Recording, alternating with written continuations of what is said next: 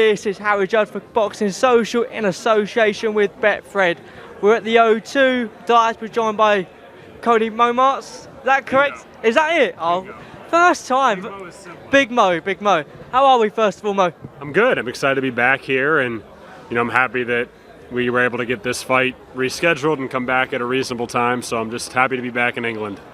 Obviously, it was unprecedented what happened only a few weeks ago. Yeah. Again, a lot of people had either side. Again, in my opinion, the right decision was made. But what was your thoughts when obviously the news came out? It must have been frustrating, but again, there's nothing you could really do. I mean, that's a great question. I mean, it's interesting because obviously I'm an American, so the relationship to the Queen isn't the same as it is here, obviously. But you love the royal family over there. But obviously we respected the Queen, and that type of thing. And so I remember when it all happened. I remember we finished the press conference, and a couple of the members of the production team were kind of being a little nervous or uncomfortable. I was like, "Is everything okay?" And they kind of explained to me the situation. I was like, "Is it uncommon for the royal family to all gather together?" And they were like, "Yeah, it's really uncommon." I was like, "All right, this is might not be a good thing then." So, but no, I think the right decision was made. And again, it's the fact that all the fighters are willing to come back and do it again and go through another weight cut and go through another camp. I mean, they're warriors. I'm impressed by them. It's hard not to be. So, but yeah, we're back on. I'm impressed that there's no fuss. There's no one backing out. It's the same card, exactly the same as it was only a few weeks ago. Because there's so many moving parts and there's so many big names, you've got Top Rank obviously, and 258 and all these different companies and stuff. It was, were you worried at some point that we wouldn't get the exact same card?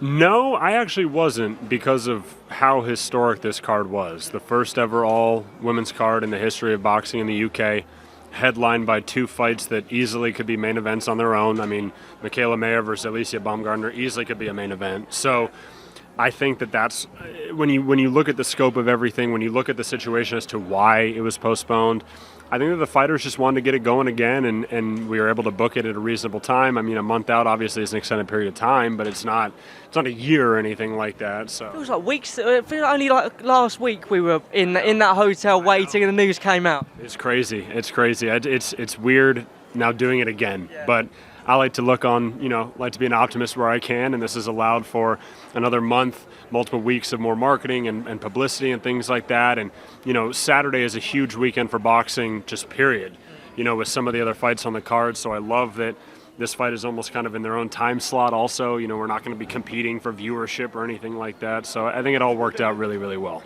Obviously, moving on to yourself, I'd like you to announce the news. You've got some special announcement to make, so over to you. Yeah, I am very excited and honored to say that I am coming on as the official ring announcer for Boxer on Sky Sports.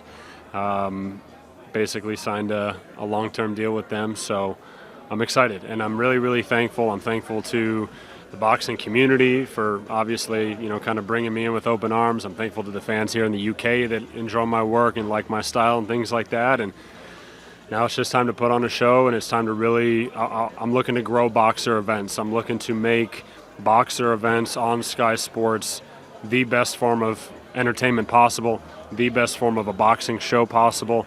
I think, and I've talked about this before, but if we're asking for viewers to spend multiple hours of their life, potentially spend a lot of money on a show if it's a pay-per-view, we got to give them a reason to watch. We have to give them a show that is a spectacle. We have to keep them entertained from start to finish, whether it's the undercard fights or whether it's the main event. And so obviously I play one role in that, right? A smaller role, but still a role regardless.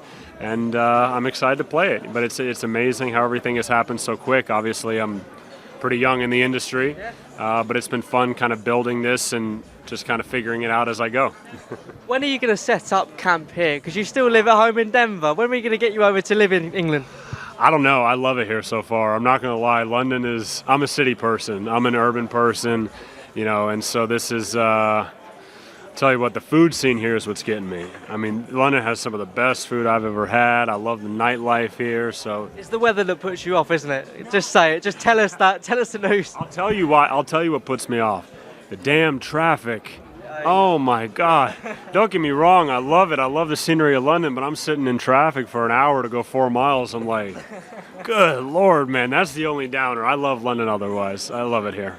In terms of the main event, with it being rescheduled, obviously, like you said, in terms of going, well, let's say back into the camp, not many of them have gone back into a full camp. It's sort of ticking over a little bit, but there is a risk of burning out. Obviously, for Clarissa, she's had to travel from here and there. You know, with that, does that impact the main event in terms of Clarissa having to travel from here and there, or does it not matter at all? I mean, I think for a lot of people it would, but for arguably the best female boxer in the world currently, I'm not sure it does. I think, and I'm not sure it affected anyone here that had to travel. Again, this is their job. This is what they love to do. This is what they signed up for. Circumstances arose that was out of their control. It doesn't change the mission for them. It doesn't change the goal for them. They still came here to win. They still came here to fight.